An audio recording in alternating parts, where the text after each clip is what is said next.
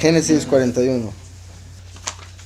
Dice, pero el maestro de los coperos no se acordó de Yosef, sino se olvidó de él. Entonces, dice 41:1. Al cabo de 2 años cumplidos, paró, soñó que estaba parado a la vera del río, y del río emergieron 7 vacas de buen aspecto y robustas de carne que pastaban en la ribera. Vean, bueno, es que son cosas, ¿verdad? De cosas, bendito Yahweh, porque hablando del calendario, y este es un capítulo que se conecta con el calendario. Una, curiosamente, es el capítulo en el que habla de los 7 años de vacas gordas y 7 años de vacas flacas, que representan el fin de los tiempos. Los 7 años de vacas flacas representan la última semana de Daniel, los últimos 7 años de esta humanidad, como lo vemos en Apocalipsis y en Daniel. Curiosamente, y me estoy adelantando, no importa, más adelante en este mismo capítulo, además de este sueño de vacas, él ve espigas, como lo acabamos de ver, Aviv. Entonces está haciendo alusión a años y está haciendo alusión a iniciando desde Aviv. Entonces dice, al cabo de 2 años cumplidos, 2 años a partir de cuando salió el copero. ¿Se acuerdan que Yosef confió en el copero para que le acordara al faraón? Entonces el faraón lo sacara, en vez de confiar en Yahweh. Entonces, según otra opinión, ¿verdad? El mismo Yosef se arrepintió inmediatamente, después de haberle dicho, dijo, ¿en qué momento le dije? Pero aún así tuvo que pasar 2 años. El punto es, Yosef hubiese estado 10 años ahí, pero por lo que dijo al copero, confiando en el hombre, tuvo que estar 2 años más. Sin embargo, se podría decir que Yahweh ya había visto que iba a estar 12 años. Y simplemente la razón por la que estuvo 2 finales años fue por haber confiado en el hombre, cosa que ya había visto que iba a pasar. A lo que me refiero con eso es que si fue por el error de Yosef, se podría decir que solo un error de una persona de confiar en otra persona atrasó todo el plan de toda la creación 2 años, porque habían 7 años de vacas flacas, 7 años de vacas gordas que iban a venir, al revés, pero que iban a venir 2 años después de Yosef haber confiado en el hombre. Por eso he dicho que aquí se puede ver parte de lo que menciono con respecto al libre albedrío y predestinación. Predestinación era, va a salir a reinar sobre todo Egipto al haber interpretado el sueño de las vacas. Pero el libre albedrío fue decirle al copero, acuérdese de mí para que me saquen de acá. ¿Sí me explico? Yahweh había visto ya lo que iba a traer todo. Mi punto es que yo no creo, quizás algunos sí, que por haber Yosef dicho esto, Yahweh hubiese dicho, ok, lo de las vacas flacas y gordas lo dejamos para 2 años más tarde, está bien. Sino que más bien, si Yosef hubiera salido ahí, como ya les dije la vez pasada, se hubiese convertido en un nivel menor, un intérprete de sueños quizá para ganarse la vida. Pero si se esperaba 2 años más, iba a llegar el faraón y lo iba a contratar y lo iba a hacer el rey de todo Egipto además de él, o sea, el segundo, el virrey. Entonces, como siempre digo, ¿verdad? Bueno, como está escrito, todas las cosas son para bien de aquellos que aman a Yahweh. Por ende, a pesar de que Yosef ya estaba cansado, llevaba 10 años, por supuesto, en la cárcel, quería salir y Yahweh le dice, espérese un momento, deme 2 años y lo hago gobernar el mundo entero. 2 años más y gobierna el mundo entero. Si sale ya, va a servir hombres. Si salen 2 años más, los hombres lo van a servir a usted. ¿Sí me explico? Eso es muy importante, porque tras de eso, el capítulo empieza al cabo de 2 años cumplidos, como los 2 milenios. Desde hace 2000 años se fue Yahushua, para Yahweh un día son como 1000 años, por ende 2 años, bueno, en este caso 2 años, no 2 días, está conectado con 2 milenios. ¿Está claro? Dando a entender que lo que se va a dar acá representa lo del fin de los tiempos. Como he dicho, la vida de Yosef entera se puede tomar como mitad y mitad, primero y último. Cuando se toma, también se puede tomar como la vida del primero y la vida del último. Cuando se toma primero y último, el momento en que Yosef sale a reinar, eso es cuando ya resucitó el último y se unió con el primero para reinar sobre el mundo entero. ¿Estamos? Pero cuando se ve como solo el último, se puede conectar con el momento en que empieza la doctrina. Después de ser esclavo, Yahweh lo llena de su espíritu para que lleve la doctrina a los 4 ángulos de la tierra y por ende le da poder. Entonces le da alimento al mundo. ¿Sí me explico? Entonces cuando la vida de Yosef representa el último entera, cuando sale a reinar o alimentar al mundo entero, representa cuando sale a dar la doctrina, el testigo como Moshe. Pero cuando vemos toda la vida de Yosef como la vida del primero y del último, lo vende a Judá como Judas, después cae de esclavo como el hijo pródigo y lo entrega a la esposa de Potifar como la gran ramera, primero y último. Después sale del Seol para convertirse en el rey de toda la tierra y alimentar al mundo entero. ¿Está claro? Entonces son las dos formas en que se puede ver este capítulo, de una vez lo menciono. Entonces, aquí ponen en paréntesis, o sea, 2 años después de que Yosef interpretara los sueños del panadero y el copero en prisión. Aquí ponen otra nota sobre los sueños del faraón. Los sueños del faraón son comparables al estado de exilio diaspórico en que nos hallamos. El faraón soñó con vacas robustas y luego con vacas raquíticas. Es la dualidad de los opuestos en la que nos encontramos inmersos. Qué curioso la palabra raquítica, pero raquíticas porque en hebreo aparece rakot, como si fuera la misma raíz, rak, que es como que no les queda ya, o sea, no tienen grasa, es como que están únicamente carne, como solo piel, como cuando alguien está tan flaco que se le ve solo, sí, solo piel y hueso, pero la grasa es algo que está entre y hace la carne a veces más, o sea, la piel parece que es así de gruesa, pero eso es la capa. Entonces, qué curioso que hay una conexión entre raquítica con la que aparece ahora en hebreo. Bueno, y puede ser que esté mezclando 2 palabras hebreas solo porque acabo de leer esto, ahora les menciono. Entonces dice, es la dualidad de los opuestos en la que nos encontramos inmersos. En un instante estamos inspirados y nos involucramos en asuntos espirituales, pero al instante siguiente anhelamos las cosas que nos distraen de nuestro objetivo esencial. En la era mesiánica dejaremos de vivir esta dicotomía y entonces seremos capaces de constatar que todo cuanto existe en el mundo existe solo a los efectos de ayudarnos en nuestro servicio a Él.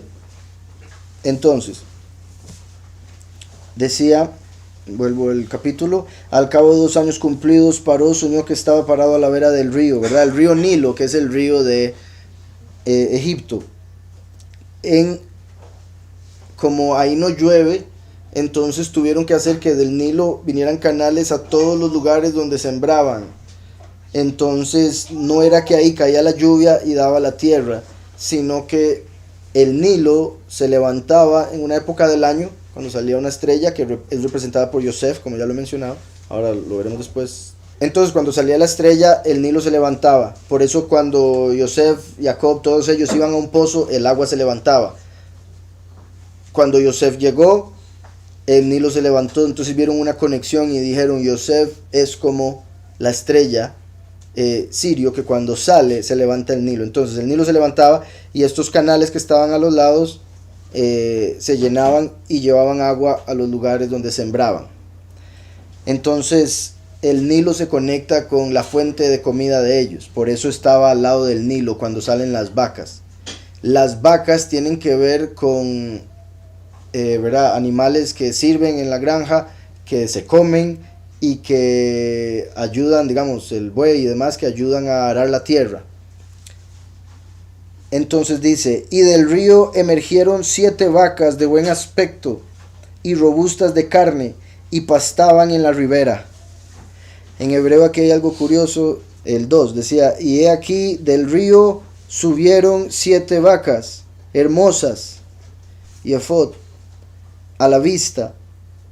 Y cuando dice robustas, la palabra que utiliza es beriot, plural ot. Pero beria, ¿se acuerdan que es el segundo nivel de creación? Es atzilut, beria, son emanación, creación. Por eso dice Elohim bara. Dice Bereshit bara Elohim, et hashamayim be'et haaretz. En el principio Elohim creó. O Bereshit bara Elohim, sí. Creó Elohim. Entonces crear es la misma raíz que está robusto. ¿Se acuerdan como les había dicho? El idioma hebreo es concreto y la palabra crear, digamos, en español crear es algo abstracto. Uno se imagina a alguien haciendo algo de la nada, pero hay que imaginarse algo que no se ve. O sea, la fe, por ejemplo, nos hace entender que Yahweh hizo todo de la nada, pero no hemos visto a nadie hacer algo de la nada, y cuando alguien lo hace, o es demoníaco o es un truco. Entonces, el crear es algo abstracto. En hebreo, crear se refiere a engordar, como llenar el espacio que hizo Yahweh. Yahweh hizo tiempo y espacio y después llenó con materia ese espacio. ¿Con qué llenó el espacio? Con su creación. Por eso la palabra está conectado con llenar o engordar. ¿Estamos? Entonces, Beriyot, bien creadas, bien robustas. Qué curioso que el salir de Yosef empezó con esto. Un sueño del faraón, rey de Egipto, que vio vacas saliendo del Nilo. Y cuando Israel tenía que salir de Egipto, Moshe, el líder del pueblo, tuvo que ir al Nilo y echar un buey, una placa de becerro en el Nilo para que salieran los huesos de Yosef, que es el hijo de Raquel, que en este caso Yosef es un becerro, entonces representa al hijo de una vaca, como las 7 vacas que salieron del Nilo. En el caso de Raquel es oveja, por si algo, pero mi punto que mamá de Yosef, y Yosef siendo un becerro, entonces el punto es que Raquel significa oveja. Entonces, dice, y del río emergieron 7 vacas de buen aspecto y robustas de carne que pastaban en la ribera, y tras ellas emergieron del río otras 7 vacas feas y flacuchas. Así ponen acá. Feas y flacuchas. Dice, 7 vacas después subieron, después de estas, del río. Feas o malas. De la raíz Ra, recuerda, de Rashaim, de malos o malvados. Entonces eran malas. No solo el hecho de que se veían malos su aspecto. Dice, Raot Hamaré, malas a la vista. Vedakot. Sí, es Dakot. Es que lo conecté con otra que viene más adelante, lo que había dicho de raquíticas. Es Dakot lo que se refiere a flacas. Dak es flaco, delgado. Y flacas de carne. Entonces dice que se ubicaron junto a las vacas a la orilla del río. Y las vacas de mal aspecto y flacuchas devoraron a las 7 vacas de buen aspecto y saludables. Entonces Paró despertó. Entonces Faraón se despierta y bendito Yahweh se acuerda del sueño, lo cual es particular porque aquí vemos algo, ahora lo menciono más adelante, que se parece la historia a cuando Nabucodonosor tuvo un sueño y Daniel se lo interpretó. Ahora el faraón tiene un sueño y se lo va a interpretar a Yosef. Sin embargo, lo de Nabucodonosor fue interesante o más sorprendente, podría decirse, por el hecho de que Nabucodonosor se lo soñó y no se acordaba del sueño. El faraón sí se acordaba, pero Nabucodonosor no. Entonces Daniel tuvo que tras de eso saber el sueño antes de interpretarlo. Imagínense ustedes la habilidad. Fue que Yahweh le dio el sueño también a Daniel porque Daniel oró. Entonces dice, y las vacas de mal aspecto y flacuchas devoraron a las 7 vacas de buen aspecto y saludables. Entonces Paró despertó, volvió a dormirse y soñó por segunda vez. Dice, y qué bendición que se haya acordado del sueño, porque normalmente uno se levanta y se acuerda de un sueño, si se duerme se le olvidó. Dice, volvió a dormirse y soñó por segunda vez. 7 espigas brotaron en una misma caña. 7 espigas, como el mes de Aviv, curiosamente, repito. Y esto puede ser interesante porque se conecta con lo que estamos hablando del calendario hoy, pero como ya veníamos hablando desde antes, si todo empieza este año y es según el calendario que hemos tenido, pues esto estaría perfecto para leerlo, para iniciar los 7 años, puesto que habla de los 7 años de vacas flacas, que repito sería el tiempo de los últimos 7 años, la semana de Daniel. Dice entonces, volvió a dormirse y soñó por segunda vez. 7 espigas brotaron en una misma caña, saludables y buenas. Y de repente 7 espigas delgadas y marchitas por el viento del este brotaron después de ellas. Dice el verso 6, y he aquí 7 shivalim, espigas, dakot, flacas, quemadas por el viento del este, el kadim, por el viento del este, salieron después de ellas. Ahora sí. Tras de eso, si fue en el Rosh Hashanah, porque si el pueblo salió de Egipto y Yahweh les dijo, este es el primer mes, es porque lo tenían al revés, como los judíos hoy en día, que para ellos el primer mes es el séptimo. Entonces salieron en el séptimo, pero Yahweh les dijo, ahora va a ser el primero. ¿Sí me explico? Entonces el primero era el séptimo el primero. Si los judíos dicen que esto fue en Rosh Hashanah y para ellos Rosh Hashanah es el séptimo, entonces en realidad habría sido el primero. O sea, estaría confirmando el inicio del año. Y lo cual tendría sentido, por supuesto, porque se le estaba informando lo que venía. Y el hecho de que se lo soñó 2 veces indica que iba a suceder pronto. No iba a tardar mucho. Si se lo hubiera soñado una vez, querría decir que iba a tomar un tiempo. Pero el soñárselo 2 veces es confirmación de que va a suceder y pronto. Entonces sí, sería como apenas ese año, el primer año de vacas gordas. Sí, entonces en el Midrash dicen que esto fue al inicio del año. Y no me extrañaría. Ahora, para ellos el inicio del año es el séptimo mes, pero así es como era para Egipto. Entonces, todo lo que ya mencioné.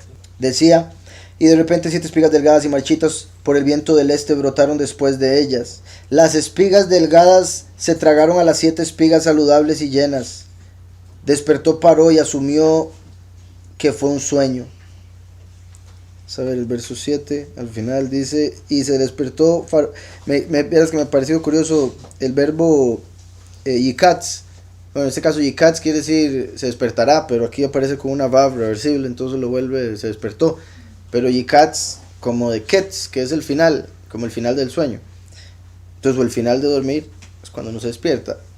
Entonces mi punto es la conexión que hay entre ambas palabras, final y despertar. Como el final del tiempo va a ser el despertar de la humanidad, a diferencia como la gente lo ve, el final como el dormir, pero más bien el final es el despertar, el final de la ilusión, el final de la mentira, el final del pecado, etc. Entonces, y se levantó, se despertó Farú. Algo más iba a ver de eso. Cuando dice asumió que era un sueño, eso es lo que quiero ver. Bueno, dice, y se despertó, paró, y he aquí un sueño.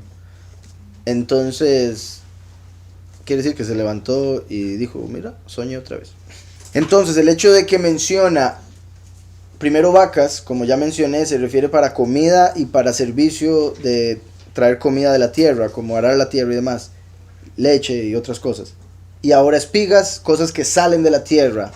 Entonces, todo tenía que ver con alimento y tenía que ver con algo que venía de la tierra o para la tierra. Interesante, ¿verdad? Como en los sueños pasan cosas que son imposibles, pero en los sueños no tienen sentido, pero uno no se lo pregunta. Es como que raro, y después se levanta y dice, uy, mira qué cosa más rara. Como por ejemplo una espiga comiéndose otra espiga. Y se tragaron a las espigas. Y uno, ¿y eso cómo pasa? Es un sueño. Esto es similar, y ahora lo voy a mencionar, a cuando Moshe trajo las varas y se comieron las serpientes como serpiente y le dijeron, muy fácil, que una serpiente se coma otra serpiente, esa es la naturaleza. Y le dice, bueno, conviértalas en varas. Lo convirtieron en varas y tiró la vara y se comió las otras varas en forma de vara. Lo cual debió haber sido sorprendente, como un sueño en la vida real. Algo que me había parecido curioso, la forma en que lo decía, al menos, no sé si sea cosa mía, la verdad, pero en el cuarto, en hebreo, que decía, y se comieron las vacas malas a la vista y flacas de carne, a las 7 vacas hermosas a la vista y robustas, y se despertó Faró. ¿Dónde era la parte? Entonces, no, yo creo que era más adelante. El hecho de que dice que se las comían y no se notaba que se las habían comido. Era una vaca flaca, se come otra vaca y uno pensaría que ya va a agarrar forma, pero se mantenía igual de flacas. Entonces es otra cosa que en un sueño y la realidad se ve diferente. Entonces, dice aquí, 8. Por la mañana su espíritu estaba perturbado y envió a llamar a todos los nigromantes. No dije ninguna palabra mala. Me van a acusar de quién sabe qué. Estos son los que hablan como los muertos, a través de los huesos. No son racistas, por cierto. Entonces, los necromantes. Pero se habla de que eran intérpretes a través de los huesos. Entonces consultaban huesos de muertos. Consultaban a los muertos para saber interpretar según ellos. Aquí ponen, yo no sé, este nombre, nigromantes. De Egipto y a todos sus sabios, pero les contó su sueño, pero no hubo quien se lo interpretara a Paró. El hecho de que repite a Paró, lo cual es obvio, quiere decir que ellos sí lo interpretaban entre ellos, pero cuando se lo decían a Paró, Paró no aceptaba la interpretación. Paró decía, no, eso no es, no me invente, no me trate de agarrar hablado. Entonces algunos sí oían cosas de los huesos, otros inventaban, ¿verdad? Fijo, de todo hay en eso. Claramente en Egipto, ya ahorita se cansa, en Egipto se daba mucha idolatría y brujería y hechicería, por ende ahí sí había gente que podía hablar con los muertos, que hablaba con los huesos y hacía todas esas cosas. Y digo eso porque hoy en día la mayoría de la gente en realidad son charlatanes. Aquí en hebreo, cuando dice estos del 8, dice, y aquí por la mañana estaba agitado su espíritu y mandó y llamó a todos los Hartumei Mizrayim, o Hartumim sería como se le llaman a esos, los que hablan con los huesos, Hartumim, y se toma de dos palabras que quiere decir que molestan a los huesos. Voy a leerlo acá. Sí, dice aquí, esos que molestan o hacen disturbo de los huesos de los muertos, porque consultan a los huesos para discernir el futuro. En el lenguaje del arameo se dice timei a los huesos. Entonces Hartumim se ve como una contracción de Nejerim Timei, que son los que hacen disturbios de los huesos de muertos. El punto es, se toma como una contracción de esas dos palabras y se dice que eso era este tipo de personas, por eso se utiliza ese término. Entonces, dice, por la mañana su espíritu estaba perturbado y envió a llamar a todos los magos de Egipto y a todos los sabios, pero Paró les contó su sueño, pero no hubo quien se lo interpretara a Paró. Entonces el maestro de coperos le habló a Paró diciendo, hago recordar hoy mis transgresiones. Entonces el copero, cuando oye que el faraón está buscando intérpretes de sueños, dice, híjole, qué torta, hace 2 años yo tenía que decir al faraón de este hombre. Entonces dice, me acuerdo de mi pecado. Dice el 9, dice, y habló el ministro de los coperos a Paró diciendo, he pecado, o mi pecado recuerdo yo el día de hoy. Dice verso 10, Paró se enfureció contra sus sirvientes y me puso en prisión en la casa del maestro de Matarifes. Era el capitán de la guardia. Paró se enfureció. Entonces aquí está hablando del copero, le está contando la historia de hace 2 años.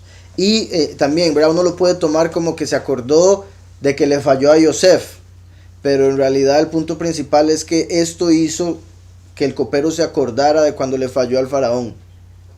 Entonces dice, me hace recordar el día que pequé contra usted me echó a la cárcel, y esto, ¿está claro? Entonces dice, hago recordar mis transgresiones. Paró se enfureció contra sus sirvientes y me puso en prisión en casa del capitán de la guardia, a mí y al maestro de panaderos. Y tuvimos un sueño en una misma noche, él y yo. Soñamos cada uno un sueño que tenía su propio significado. Y allí con nosotros había un joven, un hebreo, un sirviente del capitán de la guardia. Vean qué hombre que es impío. Aun cuando los malos hacen algo bueno, la echan a perder de una u otra manera. Algo malo tienen que hacer. Entonces, a pesar de que él recuerda a Yosef y quiere, según él, hacer algo bueno por él, en realidad es por sí mismo. Porque le dice, allí con nosotros había un joven. Con eso se refiere a un hombre inmaduro, a un tonto, a alguien que toma malas decisiones. Le está dando a entender a un chamaquillo, un huililla. Cuando uno dice eso es como no lo toma en serio. Un joven, pero en lo espiritual profético, recuerdan que al Micael, al Malach, se le llamaba Yahweh joven o el joven. Entonces cuando aparece el término joven se conecta con ese Malach, el Malach de Yahweh, que lo representa. Después dice, un hebreo, dándole a entender el copero, no habla nuestro idioma, ni nos entiende bien, no es de los nuestros. Ese es de los pastores, que para los egipcios son abominación. Es de otro lado, es un extranjero. Un hebreo, ahora en lo espiritual es que viene del otro lado, viene del cielo, como nosotros somos embajadores celestiales a través de Yahushua. Y por último el copero le dice un esclavo del capitán de la guardia, un esclavo, ni siquiera es libre, es esclavo. Entonces es como diciéndole todo malo, como para que diga, si le dice algo y no me la agarre contra mí. Sepa que yo le dije que era hebreo, joven, esclavo. Pegó con nosotros, no sé cómo, pero ahí yo se lo llamo. Dejándose él mismo llevar por las apariencias, como solía hacer ahí también. Dejándose llevar por las apariencias como es en el mundo. Lo cual es particular, porque entonces veían a Yosef, que era el que iba a alimentar al mundo entero, y decían, no ve, es joven, es inmaduro. Es un esclavo en el sentido de pecador, porque la esclavitud espiritual es pecado, porque el pecado esclaviza. Entonces, Yahushua nos liberó del pecado, así como Yahweh a través de Moshe liberó al pueblo de la esclavitud, usando que un cordero. Mataron el cordero y salieron de Egipto. Entonces, esclavo hebreo, que hasta este momento todavía Israel no estaba.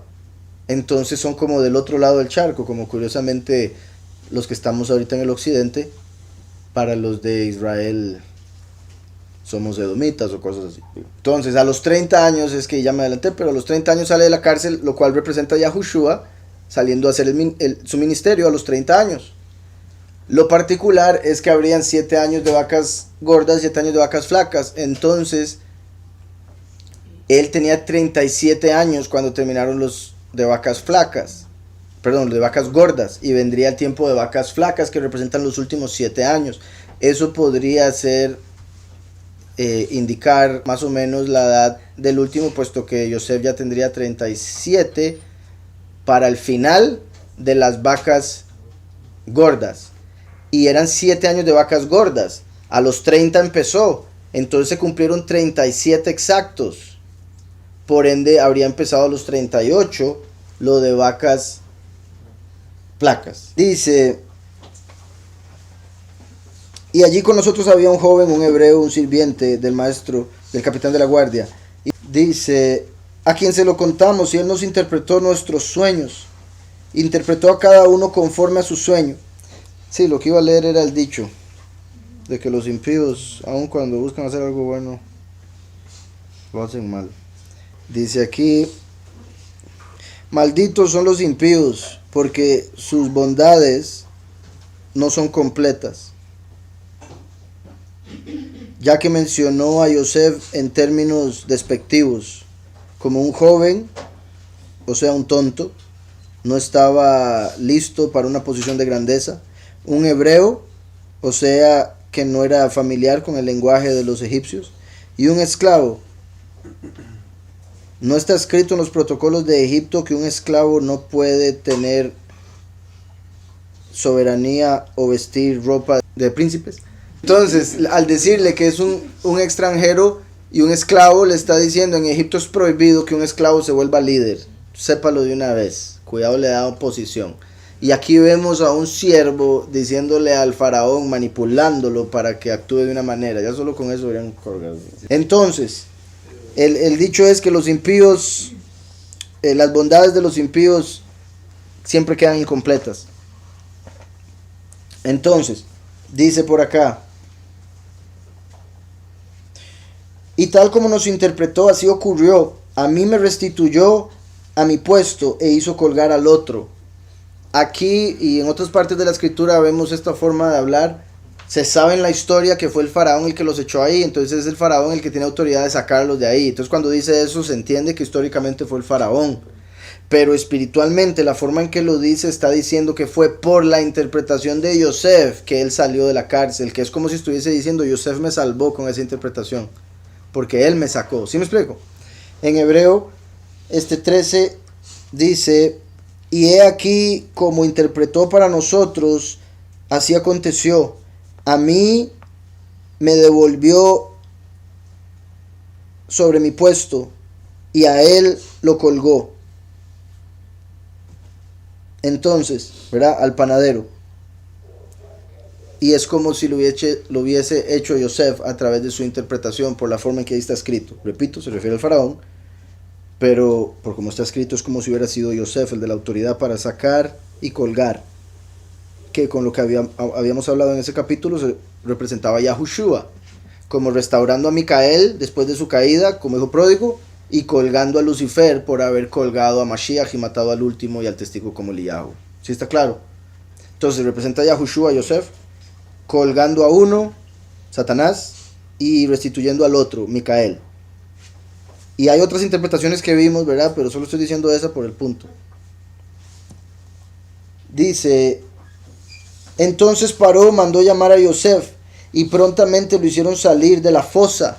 Vean ahí, del bor, del hueco, la fosa. Esa era la prisión, era un hueco, una cisterna sin agua. Igual que el hueco en el que lo metieron al principio. Entonces, cuando metieron a Yosef en un pozo sin agua, dice pozo, todo el mundo lo entiende, pero ahora que lo metieron en una prisión, normalmente la gente se lo imagina como una prisión, una cárcel, la Reforma, algo así, pero nos damos cuenta que era un hueco, era una cisterna sin agua, igual funcionaba prisión, pero el hecho de que se utiliza la misma cuestión es para representar que representa la muerte del primero y del último. La primera caída en el pozo, ir al Seol la primera vez. La segunda caída en el pozo, ir al Seol la segunda vez. Primero y último. Y por eso, como les decía, toda la historia de Yosef se puede separar en primero y último. El haberlo echado en el pozo, la primera muerte. El haberlo echado en la cárcel, que era un pozo, segunda muerte. Curiosamente, que lo llamen prisión es clave, porque Yahushua, representado por cuando lo echan en el pozo, Yahushua no fue echado en prisión. O sea, lo agarraron, lo llevaron, lo juzgaron y lo mataron. A los dos testigos los meten en prisión por 10 días. Y este pozo lo llaman prisión, cárcel. Entonces a los dos testigos, antes de matarlos, los meten en prisión por 10 días. Curiosamente Yosef iba a estar 10 años, pero se quedó 2 extra por lo de haber confiado en el hombre. Y en ese caso se podría ver con lo de los dos testigos como 2 milenios, después 10 días, hace 12, y después mueren en Yom Kippur. Entonces, Paró mandó llamar a Yosef, prontamente lo hicieron salir del hueco, de la fosa, ¿verdad? Del pozo. Se rasuró su cabello, se cambió de ropa y se presentó ante Paró. Entonces se rasuró para presentarse. Esto muestra que hay que respetar, o sea, a pesar de que era un rey egipcio, gentil, es rey y Yahweh es el que establece reyes. Entonces por honor a Yahweh se le da honor al rey que él estableció, y por ende es una forma de respeto, hacerse presentable ante el rey, ¿verdad? Entonces es importante estar bien presentado, y obviamente en lo que respecta a Yahweh son las obras las que presentamos ante él, no el rostro. Pero en lo que respecta a lo humano, ¿verdad? El presentarse ante un rey de una manera limpia es lo que se debía de hacer. Presentarse sucio ante un rey representa presentarse ante Yahweh con un montón de pecado. ¿Está claro? Entonces aquí también se rasura, porque me imagino ya quién sabe cómo tenía la melena de estar ahí en la cárcel. Y se conecta con Pablo, se conecta con Ezequiel. Recuerdan que a Ezequiel Yahweh lo mandó a rasurarse. Pablo se rasuró por un voto que hizo. Y se acuerdan de Elishua, que lo llamaron pelón, y 42 jóvenes murieron por ese pelón. Y mandó, Paró y llamó a Yosef y lo hicieron sacar del pozo, y se rasuró, y se cambió la ropa, y vino al faraón. Entonces, sí, nada más dice se rasuró. Decir que toda la cara, sí, no, pero bueno, sí, cabeza. O sea, Pero mi punto es, no dice Rosh, no dice cabeza, entonces nada más dice se rasuró. Los judíos se rasuró la cabeza porque, como dicen que todos los patriarcas cumplieron la Torá sin haberla conocido, y en la Torá dice de no dañar la barba, entonces ellos dicen, no, Yosef no se hubiese rasurado la barba, si se rasuró fue el pelo. Entonces así lo interpretan. Él se pudo haber rasurado la cara, sí, más si era una costumbre de los egipcios, ¿verdad? Si se va a presentar ante el rey egipcio y es una costumbre rasurarse para los egipcios, pues ya tiene que rasurarlo todo. Y ahí entendemos, ¿verdad?, que el punto, como ya lo hemos hablado, de lo que se refiere Yahweh con lo de rasurarse en Levítico. Igual verso antes de lo de los tatuajes o de las marcas en la piel. Entonces hay que entenderlo para no andar condenando a personas por falta de entendimiento. Hay que entender cuál es el punto de las leyes de Levítico con respecto a no marcas, no rasurarse. Recuerden que está Apocalipsis 19:13, cuando Yahushua viene con algo escrito en el muslo. Sería pecado si fuera interpretarlo uno por la letra. Sería contradicción con Levítico. E igualmente, cuando dice Cantares 8:6, ponme como una señal sobre tu brazo y como un sello sobre tu pecho. Porque igual de fuertes que la muerte son los celos. Y en Levítico dice, no te hagas marcas por los muertos. En Cantares dice, hazte una marca por amor, porque el amor y la muerte son similares de fuertes. Entonces hay que tomar toda la escritura junta. No podemos sacar un verso solo para decir, esa gente, o ese, o este otro. Y también para las otras personas, este otro, como saben que hay gente así, entonces mejor hacer las cosas por sí mismo y por Yahweh, no para publicarlo, no para que le digan qué bonito, porque va a salir un montón de gente diciéndole más bien lo contrario. Entonces tener cuidado, y como siempre menciono, Romanos 14, el que tiene fe fuerte, bendito Yahweh, no menosprecie al que tiene fe débil y no entiende las cosas, pero el que tiene fe débil no juzgue o condene al otro por lo que hace si no lo entiende. Entonces Romanos 14 es clave para esa situación cada vez que se da. Entonces, Paró mandó llamar a Yosef, prontamente lo hicieron salir de la fosa. Se rasuró, se cambió la ropa y se presentó ante Paró.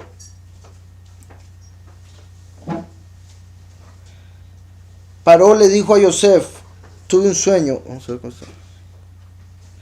Paró le dijo a Yosef, tuve un sueño y no hay quien lo interprete. Pero he oído decir de ti que escuchas un sueño y lo interpretas. En el libro de Yashar mencionan parte de las interpretaciones que le dieron los sabios que él trajo, los magos. Unas cosas que le decían, vas a tener 7 hijas, pero se te van a morir, pero después van a venir otras 7 hijas. Y cosas así. O sea, detrás de su interpretación es súper simple, ¿no? Ahora, y por eso fue que Yosef vio que no era nada que ver con algo enviado por Yahweh, en el sentido de no, un hijo viene de Yahweh. La comida viene de la tierra. Obviamente Yahweh hace que la tierra la dé, pero es la tierra de donde sale. Entonces, como en el sueño eran vacas saliendo del río y espigas saliendo de la tierra, él supo que era comida. No como ellos pensaban, familia, multiplicarse genéticamente y cosas así. 48-42. Y el rey estaba sentado en su trono real en un atuendo principesco, ceñido con un efod dorado. Y el oro fino que había sobre él brillaba, y el carbunclo, y el rubí, y la esmeralda, y junto con todas las piedras preciosas sobre la cabeza del rey deslumbraban el ojo. Y Yosef estuvo grandemente pensativo acerca del rey. Y el trono sobre el cual el rey se sentaba estaba cubierto con oro y plata y con piedras de ónice, y tenía 70 peldaños. Vean esto, ónice curiosamente es la piedra que se conecta con Yosef, como si dijera, el trono era para Yosef. Y todavía no lo sabía ni el faraón ni él. Era la piedra conectada con Yosef. Además, tenía 70 peldaños que representan a todas las naciones. En Babel se dividió la lengua en 70. Y por eso se formaron 70 naciones. Entonces habían 70 lenguajes para este momento. Por eso habían 70 peldaños que representaban cada nación. Y el hombre que gobernase sobre todo Egipto debía hablar los 70 idiomas. Entonces, si una persona venía, y me estoy adelantando quizá, pero quería poder ascender a hablar con el faraón, tenía que hablar todos los idiomas. Entonces, digamos con los idiomas de hoy, llegaba abajo y le hablaba en español, subía a uno, le hablaba en inglés, subía a otro, le hablaba en alemán, subía a otro, le hablaba en chino, para poder probar que conocía todos los idiomas.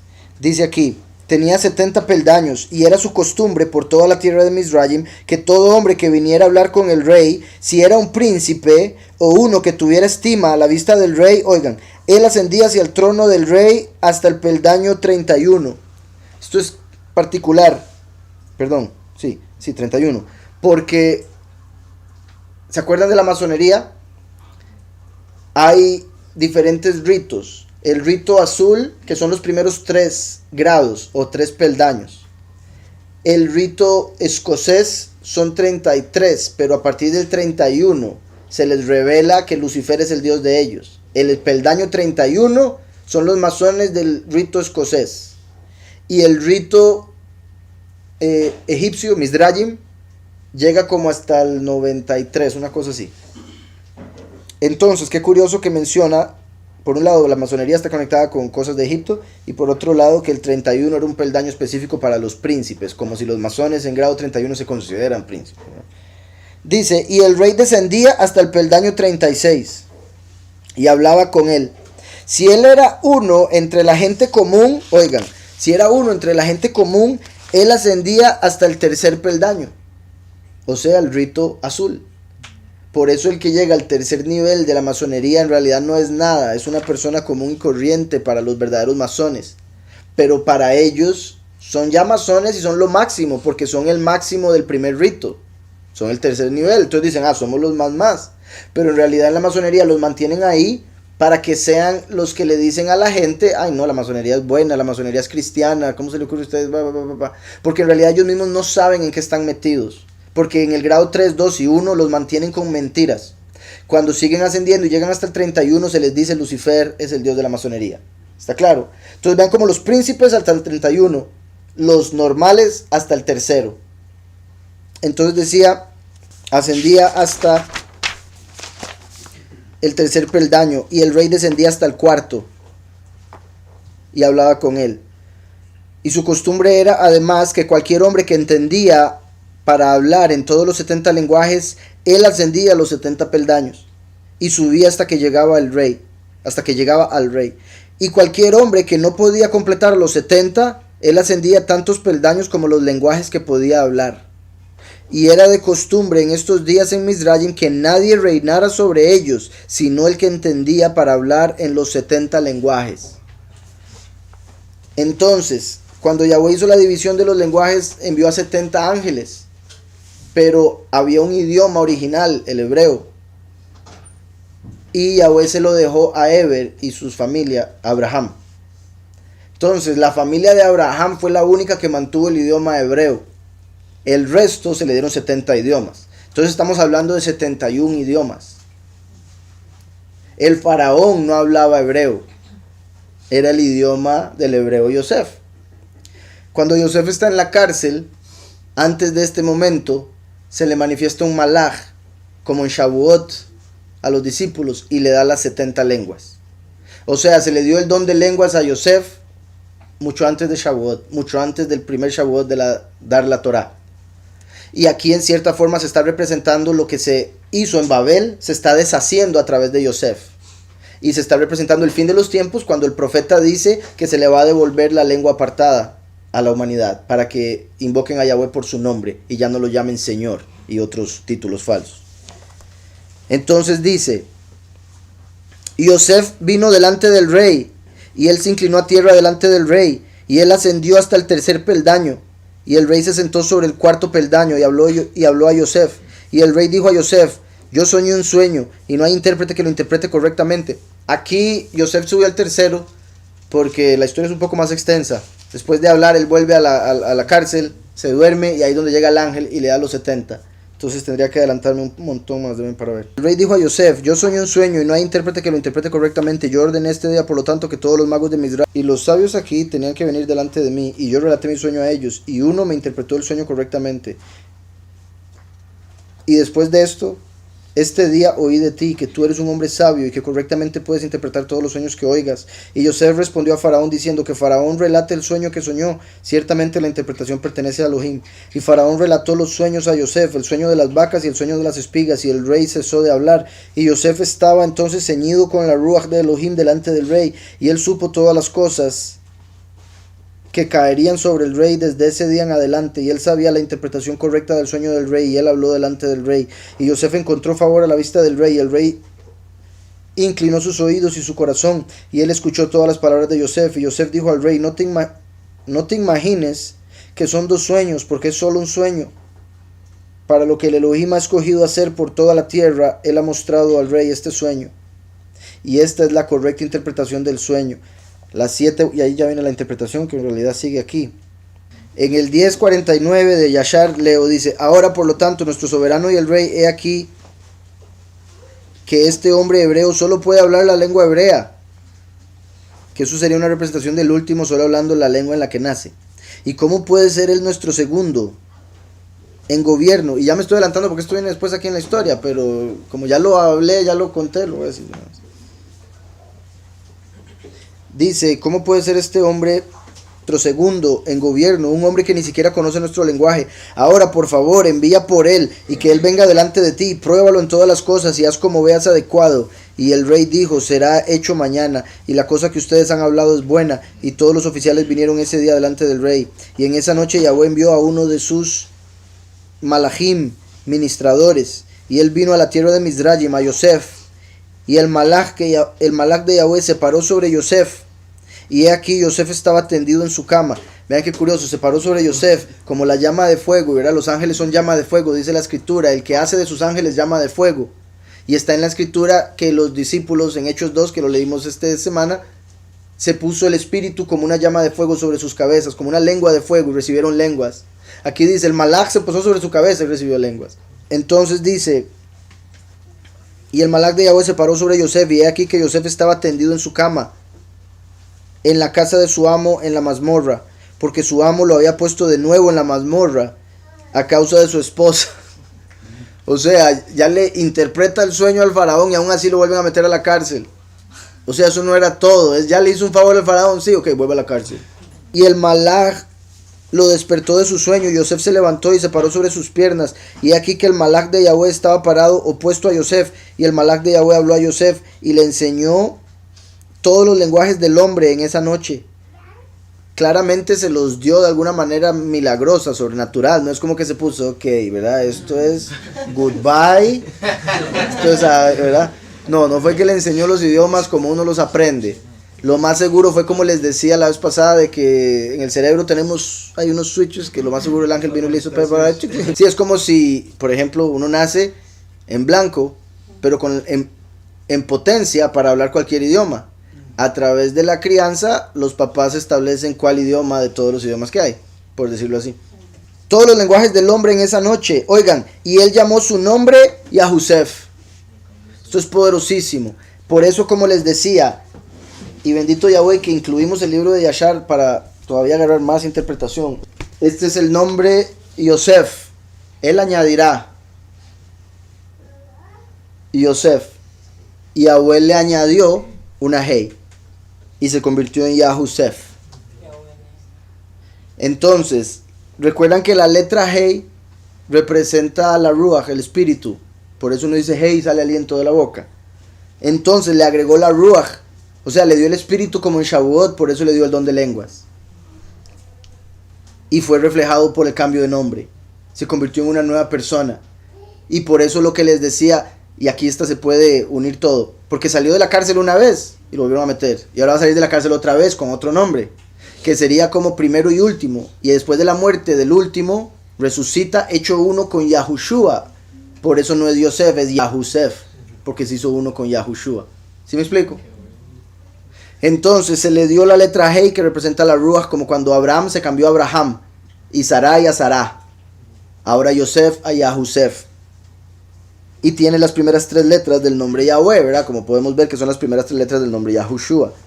Y quiere decir Yahweh añadirá, como añadió un rey a Egipto, cuando le cambió el nombre y le dio todas las lenguas. Curiosamente, la letra última de Yosef es la P, que es la boca, como le dio aliento para que hablara los demás idiomas de todas las naciones. O sea que cambió el destino, ajá, exacto. Le cambió el destino a Yosef, porque al cambiar el nombre se le cambia el destino a la persona. Entonces decía, llamó su nombre Yahusef. Ahora, esto aparece en Yashar. En la escritura, Yosef siempre aparece igual, solo una vez aparece Yahusef. En los salmos, hay un salmo donde se está hablando de todo lo que pasó Yosef, y al salir de la cárcel, aparece su nombre Yahusef.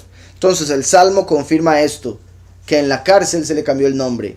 Entonces repito, en toda la escritura solo aparece Yahusef una vez, el nombre Yahusef una vez, y es en los Salmos. Salmo 81:5, todo rojo. Entonces dice, y el malach de Yahweh se fue de él, y Yosef regresó y se acostó en su cama, y Yosef estaba estupefacto a la visión que él vio, y aconteció que en la mañana el rey envió por todos sus oficiales y sirvientes, y todos ellos vinieron y se sentaron delante del rey, y el rey ordenó que Yosef fuera traído, y los sirvientes del rey fueron y trajeron a Yosef delante del faraón, y el rey vino y ascendió los peldaños al trono, y Yosef habló al rey en todos los lenguajes, y Yosef subió al rey y habló al rey hasta que llegó delante del rey en el peldaño 70, y él se sentó delante del rey.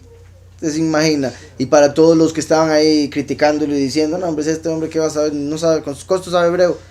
Y curioso porque está escrito, dice que lo sacó de la cárcel y después él ascendió hasta arriba del trono, enfrente de todos los siervos del faraón, que serían sus enemigos.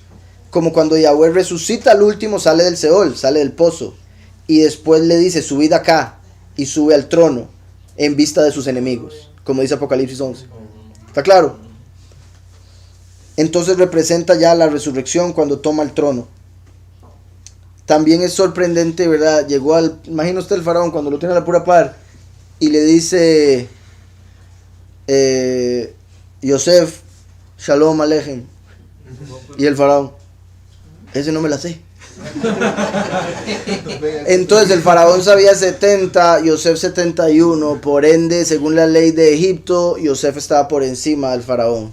Y Yosef subió al rey, habló al rey hasta que llegó delante del rey en el peldaño 70, y él se sentó delante del rey, y el rey se regocijó grandemente por causa de Yosef. Y los oficiales del rey se regocijaron grandemente con el rey cuando ellos oyeron las palabras de Yosef, ¿verdad? En el sentido de que se dieron cuenta que sí iba a poder ser el que los ayudara.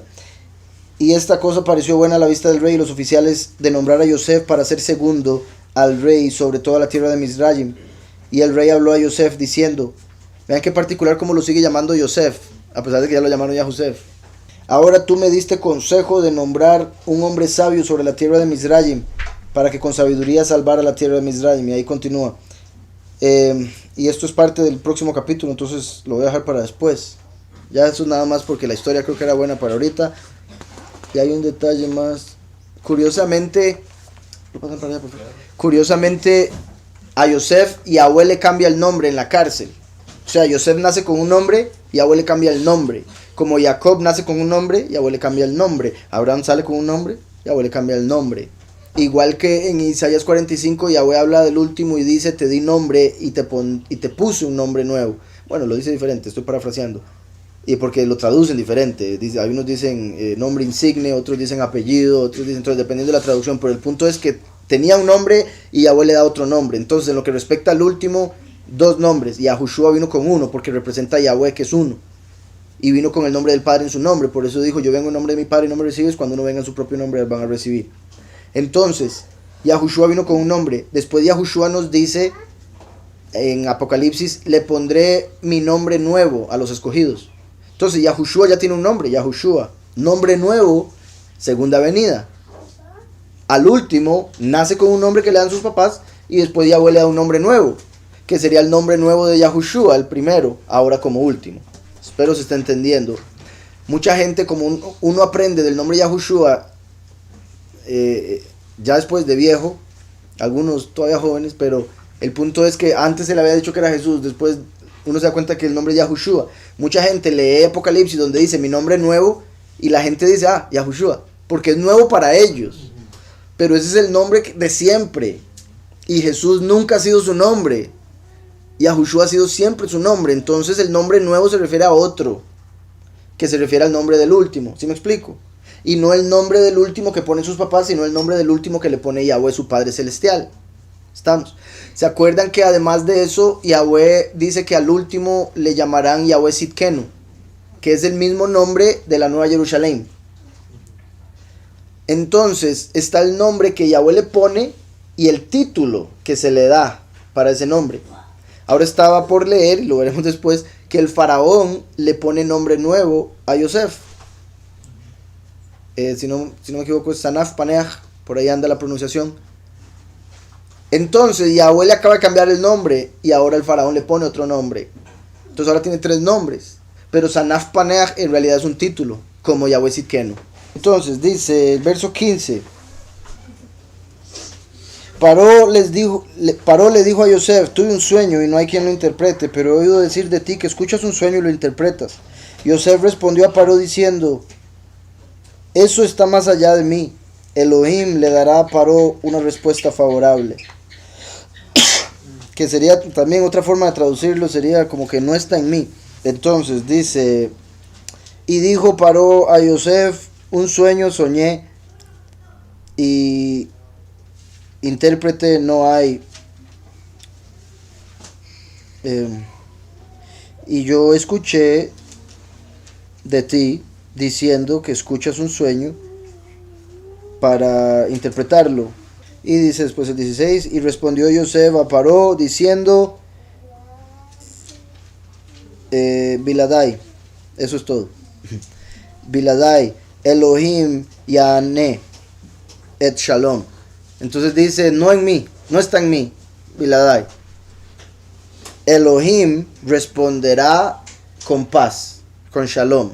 O la respuesta de Elohim, Elohim responderá con paz, que sería como lo literal. O dando a entender, Elohim te dará una respuesta que te dará paz. La interpretación va a ser la verdadera y por ende usted va a sentir paz. Como cuando le estaban interpretando otras cosas y él decía, no, eso no es, porque no sentía paz, porque sabía que esa no era la interpretación, por lo que Yahweh le había revelado en el mismo sueño. Entonces, dice, no está en mí, Elohim responderá a Paró con Shalom. Entonces Paró le dijo a Yosef, en mi sueño estaba de pie a la orilla del río.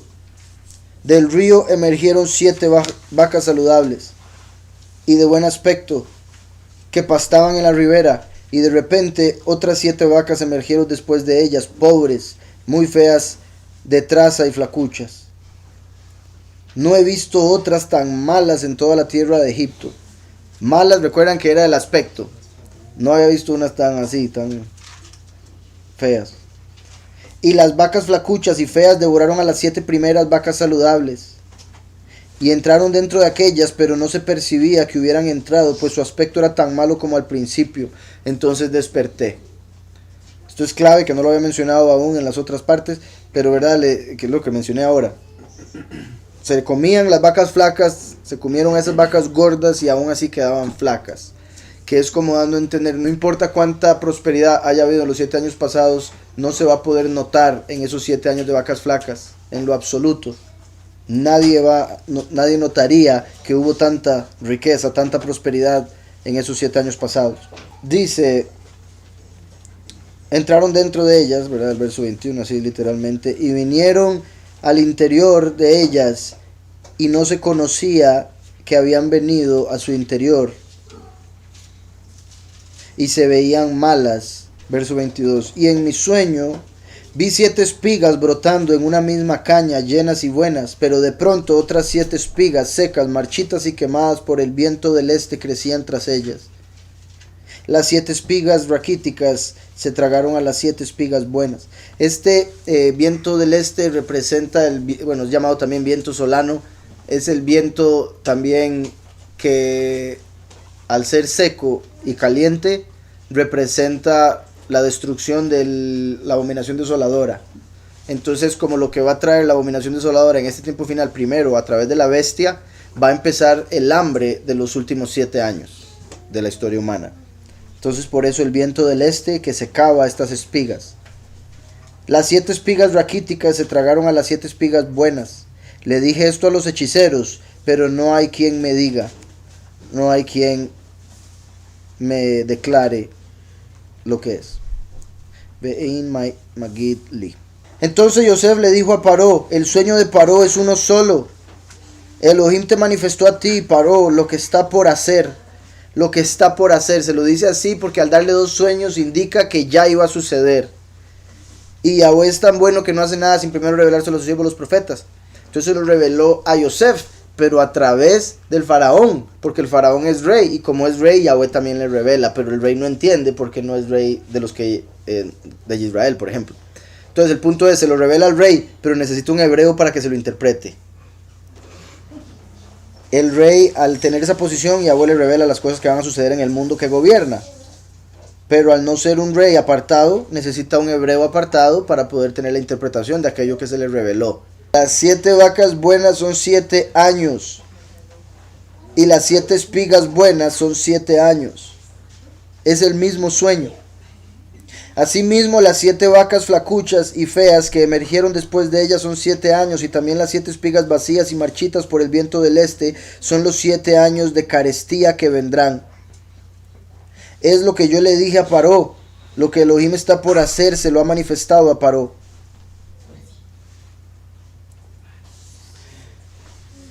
Mira, vienen 7 años de gran abundancia en toda la tierra de Egipto, pero después de ellos vendrán 7 años de carestía, y entonces toda la abundancia en la tierra de Egipto será olvidada, y el hambre acabará con la tierra. El hambre acabará con la tierra. Vean que eso, bendito Yahweh, no pasó porque Yosef fue puesto en esa posición y le dio alimento a todo el mundo y todo lo demás.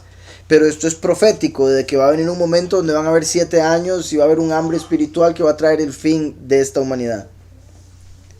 Será olvidada y el hambre acabará con la tierra. Y de la abundancia de esos primeros 7 años de vacas gordas, ni se sabrá en razón de la carestía que habrá después, pues será muy severa. Sería, de hecho dice muy pesada en hebreo, va a ser tan pesada el hambre estoy hablando ya del final de los 7 años, los últimos 7 años más bien, que no se va a poder, los del mundo no van a poder acordarse de todo éxito o gozo que hayan tenido antes, que en cierta forma es como lo de la nueva normalidad, lo que le llaman en inglés New Normal, con lo del COVID, que va a haber que cambiar toda la forma de vida, ahora va a haber que vivir diferente, entonces va a haber un nuevo normal, pero si es un nuevo normal, entonces es diferente, no es normal. Entonces, aquí hay un comentario, dice, nota acerca del sueño de las vacas saludables y raquíticas. Yosef lo interpretó como años de abundancia y carestía respectivamente, y además ofreció su consejo para prepararse convenientemente con vista a los años malos, lo cual le valió el reconocimiento del faraón. La interpretación de Yosef para los sueños del faraón parece la más sencilla y adecuada. ¿Cómo se explica entonces que no se le haya ocurrido a los más grandes sabios egipcios convocados por el faraón previamente? Es una buena pregunta porque en realidad no es así, como que la interpretación era demasiado difícil. ¿Y por qué motivo Yosef, además de la interpretación, ofreció su consejo al faraón sin que se lo hayan pedido? Habida cuenta de que Yosef era un extranjero desconocido o un inexperto muchacho de 30 años de edad. Más bien, el faraón vio en su sueño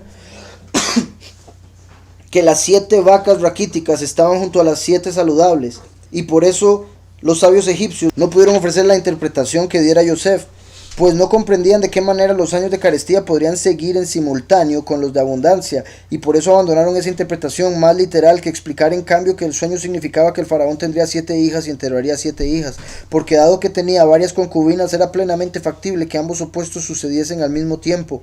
O sea, Yosef interpretó el sueño según lo que el sueño indicaba. Los sabios del faraón se dejaron llevar por lo que veían.